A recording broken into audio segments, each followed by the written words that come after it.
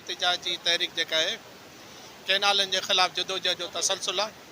असां ख़ासि तौर ते निकिता आहियूं आमिर नवाज़ वड़ाइच ते कयल क़ातिलाना हमले जी मज़म्मत करण जे लाइ। ऐं असां सम्झूं था त आमिर नवाज़ ते हमिलो सॼी सिंधी क़ौम ते हमिलो आहे, ख़ुसूसन वकला बिरादरी ते हमिलो आहे। वकला बिरादरी मुतहिद आहे, इंशाअल्लाह ताला सख़्तु रिएक्शन ईंदो। 12 तारीख़ ते जेको आमिर नवाज़ आल पाकिस्तान लॉयर्स कन्वेंशन सॾायो आहे उन में भरपूर शिरकत कबी इंशाअल्लाह ताला। सिंध गवर्नमेंट खे असां वार्निंग था ॾियूं त 12 तारीख़ ताईं तव्हांखे मोहलत आहे। लॉ एंड ऑर्डर जी तव्हांजी ज़िम्मेदारी आहे। वज़ीर आला मुराद अली शाह साहब खे मां रिक्वेस्ट कयां थो त महिरबानी करे आमिर नवाज़ ते क़ातिलाना हमिलो कंदड़नि जवाबदारनि खे कल्प्रिट्स खे गिरफ़्तार कयो, उन्हनि खे उन्हनि जे अंजाम ते पहुचायो। ऐं फेडरल गवर्नमेंट खे इहा असां अल्टीमेटम था ॾियूं 12 तारीख़ ताईं जेके गैर क़ानूनी कैनाल सिंधू दरिया ते अॾण जी तव्हांजी साज़िश आहे, इहो जेको फ़ैसिलो आहे हिनखे वापसि वठो। फेडरल गवर्नमेंट खे चवंदा 12 तारीख़ ताईं फ़ैसिलो वापसि न वरितो त 12 तारीख़ ते सख़्तु रद्द अमल ॾींदासीं। असां कंहिं बि हद ते वेंदासीं, कोई बि ऐलान थी सघे थो ऐं सिंध धरती लाइ विढ़ंदासीं, मरंदासीं, मारींदासीं। वकील खे खणी माण्हू उन जूं जंघां ॿाहां बंदि करे उनखे एॾो तशदुद करे ईअं छाजे करे? सिर्फ़ु इहो त हुन माना पंहिंजे सिंध जी ॻाल्हि कई, सिंधू दरिया जी ॻाल्हि कई ऐं जेके गैर क़ानूनी केनाल आहिनि उन्हनि जे नोटिफिकेशन रद्द करण जी ॻाल्हि कई ऐं उन सां अहिड़ो वता थियो। सो असां हिन पंहिंजे वकीलनि बिरादरी खे ॿुधायूं था सिंध यूनाइटेड पार्टी उन्हनि सां हर क़दम ते गॾु आहे। थी सघे थो जेका असांजी तहरीक आहे ज़ोर वठे, इन खां वधीक असां अञा ॾुखिया फ़ैसिला करणा पिया कंदासीं। अॼोको जेको असांजो प्रोटेस्ट आहे आमिर नवाज़ वड़ाइच ते जेको अटैक थियो आहे इहो सभिनी वकीलनि ते अटैक थियो आहे ऐं तारीख़ गवाह रही आहे। इन खां अॻु में वकीलनि क़ुर्बानी ॾिनियूं आहिनि पाकिस्तान छाणण जे लाइ या पाकिस्तान खां हाणे असांजी सिंध जी बका जी जंग आहे उन लाइ हिकु छा हज़ारे वकीलनि खे क़ुर्बानी ॾियणी पई त सिर जो सदको ॾींदासीं।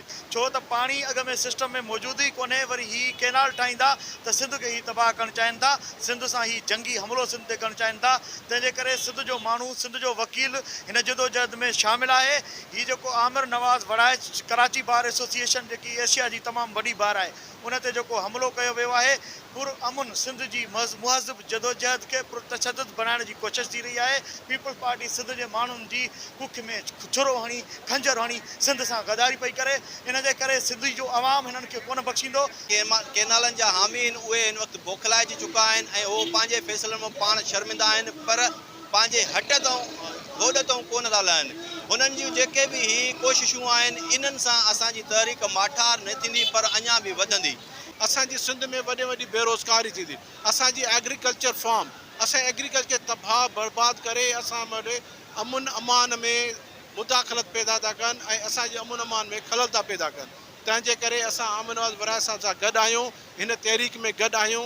असांजे नाजायज़ कैनाल में असां हर वकील सां, हर अवाम सां गॾु आहियूं। जेसीं ताईं सिंधु ते धाड़ो ऐं कैनाल ठाहिण बंदि न कंदा तेसिताईं असांजी इहा जदोजहद जारी रहंदी। आमिर नवाज़ जे हर हुकुम ते कराची खों इस्लामाबाद ताईं असां वकील पहुचंदासीं ऐं वॾे तइदाद में पहुचंदासीं ऐं 12 तारीख़ भरपूर नमूने सां एहतजाज करे हुकुमराननि जा इहे नापाक मनसूबा ख़ात्मे में लाइ छॾींदा। ही जेको हमिलो आहे ही वकील ते हमिलो न आहे, ही जेको हमिलो आहे इहो सम्झो त हर सिंधी माण्हू, हर सिंध जे गैरतमंद माण्हू ते हिकिड़ो हमिलो आहे। असांजी तहरीक सिंधू दरिया जे नाजायज़ कैनाल कढण जे ख़िलाफ़ु आहे ऐं उन तहरीक में सिंध जी हर कारे कोड में रहंदड़ सिंध जे हर अवाम उन में तहरीक में हिसो वरितो आहे। तव्हांखे कैनाल कढणु कोन ॾींदासीं, तव्हांखे धरती खणणु कोन ॾींदासीं ऐं पाणी चोरण न ॾींदासीं। हीउ जेको रियासती जबर ऐं ॾाढ आहे इहो हर दम असां हिनखे नेस्तो नाबूद कंदासीं। ॿुधाइणु चाहियूं था त फौरी तौर ते हिन हमले वारनि खे गिरफ़्तार कयो ऐं हिनखे जेको अरेस्ट कयो ऐं कोर्ट में पेश कयो। मज़ीद न्यूज़ एंड अपडेट्स के लिए इस चैनल को सब्सक्राइब करें।